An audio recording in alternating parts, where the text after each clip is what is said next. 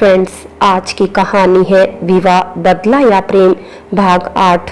पिछले भाग में आपने पढ़ा तनय दियांशी को फोन पर कहता है, दियांशी मेरा दिमाग खराब करने की जरूरत नहीं, बेवजह किसी से सुनकर यहाँ फोन मत करा करो। और दूसरी बात, शी इज माई वाइफ, मैं उसको एक बीवी का हक नहीं दे रहा हूँ तो इसका मतलब यह नहीं मैं उसके बाकी हक भी मार दूँ। अब आगे वो यहाँ रहती है तो इसकी जिम्मेदारी मुझे ही निभानी होगी और कोई नहीं आएगा। तनय गुस्से में बोला। दियांशी का मन तो करा उसको बहुत कुछ सुनाए, लेकिन फिर उसको पता था ऐसा करके तनय और ज्यादा दूर हो जाएगा उससे, इसलिए खुद को नॉर्मल करके बोली, okay baby, I am sorry, वो मैंने इसीलिए फोन किया था। कल मेरे घर में बहुत बड़ी पार्टी है, तुम्हें इनवाइट करना था। पार्टी? किस खुशी में? तनय बोला, कल मेरा एक फ्रेंड आ रहा है, उसका बर्थडे है, इसलिए मैं चाहती हूँ उसका बर्थडे मैं सेलिब्रेट करूँ। Actually he is my cousin, so I thought मुझे उसको सरप्राइज पार्टी देनी चाहिए। ओ, तुम्हारा कौन सा कजन तुम्हारे लिए इतना जरूरी हो गया दियांशी? तुमने तो किसी को बर्थडे पार्टी नहीं दी। तनय बोला। तनय मना ही करने वाला था, लेकिन जब दियांशी ने कहा निशा को भी ले आना, मैं भी उसको सॉरी बोल दूंगी जो कुछ भी मैंने बोला। तनय को अपने कानों पर विश्वास नहीं हुआ। क्या तुम ठीक तो हो ना दियांशी? तबीयत तो खराब नहीं तुम्हारी? दियांशी बोली, तुम्हारे लिए इतना तो कर ही सकती हूँ ना बेबी, तुम कल शाम में आ जाना उसको लेकर। यह कहकर दियांशी ने फोन काट दिया और तनय बेयकीनी से फोन को देखने लगा। बाथरूम में निशा ने कपड़े पहने पहने ही शावर ऑन करा और शावर चलाकर झूमने लगी। निशा ने धीरे से अपना दुपट्टा उठाकर दूर फेंका।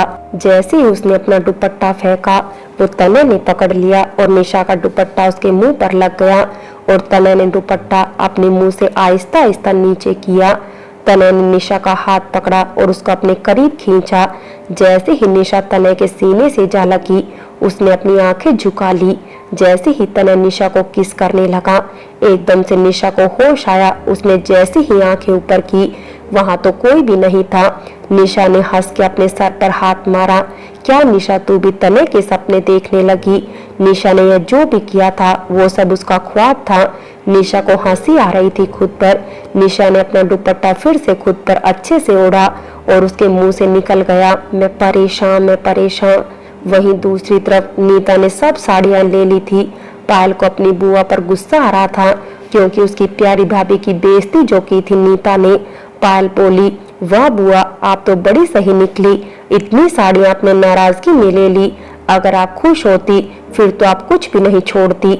नीता साड़ियों की खुशी में इतनी खुश थी, उसने पायल की बात पर ध्यान ही नहीं दिया और पायल गुस्से में घोर कर रह गई और करुणा जी ने उसको आंखों से इशारा किया अपने कमरे में जाने का। करुणा जी भी नीता को छोड़कर चली गई थी। नीता के फोन पर किसी का फोन आया। उसने देखा दियांशी थी। हेलो बुआ जी, कैसी हैं आप? मैं एकदम ठीक हूँ दियांशी, तुम बताओ काम हुआ क्या? नहीं बुआ जी, अभी तक तो नहीं, लेकिन जल्दी ही होगा, आप फिक्र मत करिए, बस आप यहाँ संभाल लेना। अरे अच्छे से संभाल लूंगी, मैंने तो पहले ही आग लगाई हुई है। जब तक निशा को इस घर से ना निकाल दूं तब तक मुझे चैन नहीं मिलेगा, देखना तुम। नीता भी फोन पर बात ही कर रही थी, तभी पीछे से पायल आ गई। किससे बातें कर रही हो बुआ? नीता के तो हाथ में से फोन छूटने को हो गया था, लेकिन तभी उसने बात संभाल ली। पहले नीता को लगा पायल ने सब सुन लिया होगा, लेकिन जब उसने पायल के चेहरे पर ऐसा कोई एक्सप्रेशन नहीं देखा तो उसने चैन की सांस ली। हाँ, वो मेरी एक दोस्त का फोन था, उससे काफी दिन हो गए थे बात किए, मैं उससे ही बातें कर रही थी। वो आपको मम्मा बुला रही है, जाकर पूछ लेना उनसे, कुछ काम होगा। अरे यह बुआ को क्या हो गया? खैर कोई नहीं, मुझे क्या, इनका दिमाग तो अलग ही ट्रैक पर चलता है। यह कहकर पायल चली गई। तभी नीता ने चैन की सांस ली। हे भगवान, बचा लिया आज तो, वरना ये पायल तो मुझे घर से ही निकलवा देती। अगर इसको पता चल जाता कि मैं इसकी प्यारी भाभी की बदनामी का प्लान बना रही हूँ। निशा जब नहाकर निकली, उसने हल्का सा सूट पहना हुआ था और वो काफी खिली खिली सी लग रही थी। निशा ने अपने गीले बालों को ड्रायर किया और उनको खुला छोड़ दिया। तभी तनय रूम में आया। निशा को ऐसे देख के वो उसे नजरें ही नहीं हटा पाया। अब तनय की सोच निशा के बारे में काफी बदलने लगी थी। वो निशा को अलग नजरिए से देख रहा था। निशा ने जब अपनी कमर पर किसी की नजर महसूस की तो उसने पलट के देखा, सामने तनय खड़ा था। निशा को ऐसे देख के तनय अपनी नजरें इधर उधर करने लगा। वो मैं कहने आया था, कल के लिए तैयार रहना। क्यों, आप कहीं जा रहे हैं क्या? मैंने कहा तैयार रहना, इसका मतलब मैं नहीं हम कहीं जा रहे हैं। लेकिन कहाँ? निशा ने चौंक के पूछा। दियांशी के किसी कजन की बर्थडे पार्टी है तो उसने इनवाइट किया है, लेकिन आप चले जाइएगा, मेरा जाना जरूरी थोड़ी है वहाँ। निशा थोड़ा डर कर बोली, तुम्हें जितना कहा उतना करो, और तुम्हारा जाना क्यों जरूरी नहीं है, बताओगी जरा मुझे? नहीं, वो मैं बस कह रही थी, इतना भी क्या जरूरी, मैं घर पर ही ठीक हूँ। वैसे भी मुझे इन सब पार्टियों की आदत नहीं है, मैं बोर हो जाऊंगी वहां जाकर। आप प्लीज देखिए। तनय थोड़ा गुस्से में बोला, शाम के 7 बजे तैयार मिलना, मैं ऑफिस से आते ही सीधा निकलूंगा। निशा थोड़ा सहम कर बोली, लेकिन मुझे यह नहीं पता मैं क्या पहनूंगी, मैं ज्यादा जानती नहीं वो लोग कैसे कपड़े। पहली बात, मैं तुम्हें कहीं दूसरे प्लेनेट पर नहीं ले जा रहा हूँ, इसलिए इतना डरने घबराने की जरूरत नहीं। और दूसरी बात, तुम्हारी ड्रेस कल शाम में तुम्हें मिल जाएगी। अरे लेकिन हमने इतनी सारी शॉपिंग की है, वो ही पहन लूंगी ना, वो कब काम आएंगी? निशा बोली, तुमने कसम खा रखी है क्या मेरी बात ना मानने की? नहीं, मैं तो बस जितना कहा उतना करो, कल जो ड्रेस आएगी उसको पहन के तैयार रहना। निशा ने गर्दन हिला दी। तभी सर्वेंट खाने को कहने आया और वो दोनों नीचे चले गए। सब डाइनिंग हॉल में बैठे थे। अच्छी खासी बातें हो रही थी और नीता भी बहुत ज्यादा खुश लग रही थी। आखिर उसकी इतनी नई नई साड़ियां जो आ गई थी। तनय ने बैठते ही नीता को देख के कहा, क्या हुआ बुआ जी, आपके चेहरे पर तो शाम वाला गुस्सा बिल्कुल भी नजर नहीं आ रहा। करुणा जी ने तनय को घूरा। तनय मुस्कुरा के नीचे देख के खाने लगा। तभी करुणा जी बोली, क्या हुआ बेटा, तुम तो हनीमून पर जाने वाले थे ना, तो क्या हुआ? यस मोम, हम लोग जल्दी ही निकलेंगे, मेरे ऑफिस के कुछ काम है, 2 या 3 दिन में वो मैं पूरा कर लूंगा। उसके बाद मैं और निशा पेरिस के लिए निकलेंगे। उन दोनों माँ बेटों की बातें हो ही रही थी। तभी नीता बोली, वैसे निशा बहू, यह बताओ तुम कहाँ कहाँ घूमी हो? क्योंकि वो क्या है ना, ऐसे लोग तो बस ज्यादा से ज्यादा आसपास के कस्बों शहरों तक ही जा पाते हैं ना, फिर तो तुम पहली बार पेरिस देखोगी। नीता निशा को घूर कर बोली। अब तनय से कंट्रोल करना मुश्किल हो गया, वो कुछ कहने ही वाला था। तभी निशा बोली, सही कहा बुआ जी आपने, मैंने आसपास के शहर और कस्बे भले देखे हों, लेकिन मुझे कॉलेज के काम की वजह से सब जगह घूमना पड़ता था, इसलिए इंडिया तो मैंने सारा ही देखा था। और दूसरी बात, बाहर के देश देखने की मुझे कोई इच्छा भी नहीं। जो खुशी अपनों के साथ अपने घर में रहने में है, वो किसी पेरिस लंदन में नहीं। तनय जी की जिद है वहां जाने की, वरना मैं कभी ना जाऊं। निशा नीता की आंखों में आंखें डालकर बोली, चलो जी, बहू की भी जुबान लगवा दी, अब भी सब मुझे ही कहेंगे। तभी नीता की बात काट के करुणा जी बोली, तो नीता, क्या गलत कहा उसने? सही तो कह रही है, मैं भी तब से देख रही हूँ, तुम उसके पीछे ही पड़ गई हो। अरे नहीं बोल सकती, अच्छा तो बार बार बेइज्जती तो मत करो ना उसकी। और अब तक मैं चुप थी क्योंकि मुझे लगा तुम सुधर जाओगी, लेकिन तुम्हारी आदत नहीं आग लगवाने की। और मैं भी आखिरी बार कह रही हूँ, अगर तुमने मेरी बहू को कुछ भी कहा आगे से तो मुझसे बुरा कोई नहीं होगा। करुणा जी को सबने पहली बार इतने गुस्से में देखा था। करुणा जी वहां से उठकर चली गई और तनय बोला, बुआ, अगर आपको यहाँ बिना किसी दिक्कत के रहना है तो शौक से रहिए, लेकिन अगर आपको ऐसे ही यहाँ रहना है तो वो रहा सामने का दरवाजा, आप जा सकती हैं। निशा चलो। तनय निशा का हाथ पकड़कर बोला, पायल, सर्वेंट से कहकर हमारा खाना ऊपर पहुंचवा दो, और जब तक मैं नहीं कहूँगा निशा यहाँ खाना नहीं खाएगी, वो अपने रूम में ही खाना खाएगी, क्योंकि मैं नहीं चाहता मेरी वाइफ की रोज रोज बाहर वाले आकर बेइज्जती करे और फिर मैं उनकी बेइज्जती और अच्छे से करूं। यह बात तनय ने नीता की आंखों में आंखें डालकर बोली। पायल बोली, जी भाई ठीक है, मैं भिजवा रही हूँ, और नीता पर गुस्से भरी नजर डालकर वो भी चली गई। तनय निशा का हाथ पकड़कर ऊपर अपने कमरे में चला गया था और नीचे नीता अपना सा मुंह लेकर रह गई। जब सब चले गए तो नीता भी गुस्से में उठकर खड़ी हुई। इस लड़की ने आकर तो सारा घर ही बदल दिया, सब बर्बाद कर दिया इसने। क्या जादू कर दिया है सब पर। नहीं नहीं, मैं ये नहीं होने दूंगी। बहुत बेइज्जती करा ली मैंने। अब देख लड़की, कैसे मैं तेरी बदनामी करवाऊंगी सबके सामने। नीता की आंखें आग उगल रही थी। तने अपने कमरे में आया और आकर निशा के सामने बैठ गया। निशा बोली, सॉरी, वो मैंने उनसे कह दी, वो बात मुझे बुरी लग गई थी, इसीलिए मुझे माफ कर दीजिएगा। तने ने निशा को देखा और गुस्से में कहा, तुमने कुछ गलत नहीं किया, अपने लिए स्टैंड लेना सीखो। यह लोग दबा देंगे, फिर तुम ऐसे ही तड़पती रह जाओगी। खुद के लिए जीना सीखो। निशा ने हाँ में सिर हिलाया। जी, अभी पायल खाना भिजवाएगी, खा लेना।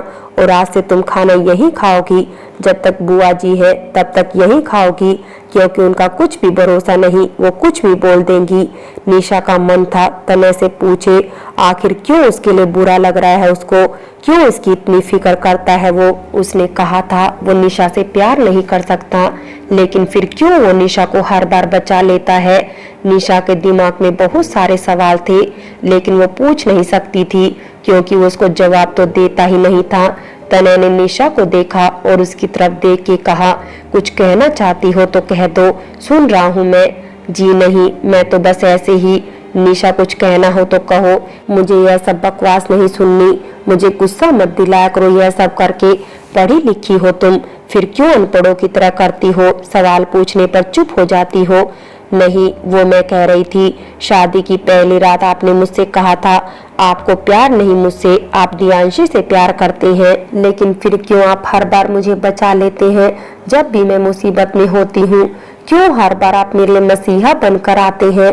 तने, मैं नहीं चाहती मैं कोई गलतफहमी पालूं ताकि मुझे आगे जाकर तकलीफ हो। आपने दियांशी से कहा था आप मुझे छोड़ देंगे 1 साल के बाद, लेकिन फिर क्यों आप मुझसे यह सब बातें करते हैं। तने, आपका यह अच्छा बर्ताव मुझे आपकी तरफ खींचता है। मैं बर्बाद हो जाऊंगी अगर आप अपने पास लाकर भी मुझे छोड़ देंगे। प्लीज मेरे हाल पर रहम कीजिए। तने निशा को बोलते हुए सुन रहा था, लेकिन फिर वो एकदम चुप रहा और निशा को देख के बोला, एकदम चुप। सबसे पहली बात, मैं सिर्फ दियांशी से प्यार करता हूँ और मेरा प्यार कोई झूठा नहीं जो मैं ऐसे ही जाने दूं। और दूसरा, यू आर माई वाइफ, 1 साल के लिए ही सही पर हो तो ना। और मैं नहीं चाहता जब तक तुम मेरे साथ हो तुम्हें कोई प्रॉब्लम हो, तुम मेरी जिम्मेदारी हो। जब तक तुम यहाँ हो और मैं अपनी जिम्मेदारी निभाता रहूंगा। और उसके बाद क्या, जब आप मुझे छोड़ देंगे तब क्या तने, तब मैं कैसे जीऊंगी, कौन बचाएगा तब मुझे। सब सोच के चलो ना। तभी सर्वेंट खाना लेकर आ गया और तने उठ खड़ा हुआ, तुम्हारे सवालों का मेरे पास कोई जवाब नहीं, उठो खाना खा लो, मेरा इंतजार मत करना, मैं देर से आऊंगा। सही में तने के पास कोई जवाब नहीं था निशा के सवालों का। वो निशा से प्यार नहीं करता था, लेकिन निशा के लिए उसके दिल में फीलिंग आने लगी थी जिससे वो कितना भी मना करे, लेकिन उसका दिल राजी नहीं होता था। तने अपनी गाड़ी उठाकर चला गया था, लेकिन निशा जम सी गई थी। उसको अभी तक कुछ नहीं पता था। वो समझ रही थी तने के दिल में जज्बात जागने लगे हैं, लेकिन ऐसा कुछ भी नहीं था। तने का दिल ऐसा ही था। यह सोच के निशा की आंखों में आंसू आ गए। छोड़ निशा, उसने तुझसे वादे थोड़ी ना करे थे, तूने ही यह गलतफहमी पाली थी, अब तू ही झेल इसको। यह सोच के निशा ने थोड़ा सा खाना खाया और चाय के लिए बोल दिया। अब निशा खिड़की के पास जाकर बैठ गई। ठंडी ठंडी हवा और चांद की रोशनी उसके चेहरे पर पड़ रही थी और वो उसको महसूस कर रही थी। निशा से बर्दाश्त नहीं हुआ और वो हवा लेने के लिए अपनी बालकनी में पहुंच गई। 4 कुर्सियां और एक झूला था। निशा झूले पर बैठ गई। उसको तने के साथ बिताया हर लम्हा याद आ रहा था। कभी तने सोफे पर बैठा दिखता, कभी बाहर लॉन में दिखता, कभी उसको बराबर में दिखता, कभी तने उसके बाल हटाता। निशा को हर जगह तने दिख रहा था। दूसरे शब्दों में कहो तो निशा को तने से प्यार हो गया और निशा इस बात से इनकार कर रही थी। हर जगह उसका दिखना, बैठे बैठे खो जाना, उसकी हर बात अच्छी लगना, उसकी मौजूदगी का एहसास होना, हर वो चीज जो उसको पसंद है उस चीज का अच्छा लगना, यही सब तो प्यार होता है। हाँ निशा, तुझे प्यार हो गया, लेकिन अफसोस तूने दिल भी उससे लगाया जिसके दिल में पहले से कोई और बसी है। उसके दिल में उसका पहला प्यार है, उसके दिल में तू नहीं कोई और राज करती है। तू कहीं से कहीं तक नहीं आती उसके दिल में। वो तुझसे हमदर्दी जताता है क्योंकि तू उसके घर में रहती है, उसकी माँ की पसंद है, इसलिए तुझसे हमदर्दी करता है ताकि उसकी खुद की बदनामी न हो। निशा खुद से ही बातें कर रही थी, तभी उसके दिल में बहुत तेज दर्द हुआ। पहले प्यार का दर्द, पहली मोहब्बत का दर्द जो उसको नहीं मिल रही थी। उसके दिल में तने धड़कने लगा था, उसके अंदर तने बसने लगा था। वो तड़पती थी तने का प्यार पाने को, लेकिन वो यह भी जानती थी तने तो तने है, उसके दिल में जो है वो उससे प्यार करेगा जिससे मोहब्बत करता है। निशा की आंखों से एक आंसू निकला, वो आंसू जो अपनी मोहब्बत को किसी और का होते देखने का था। फ्रेंड्स, बाकी की कहानी अगले भाग में देखें और अगर कहानी अच्छी लगी हो तो लाइक करें, शेयर करें और प्यार भरी कहानी चैनल को सब्सक्राइब करें।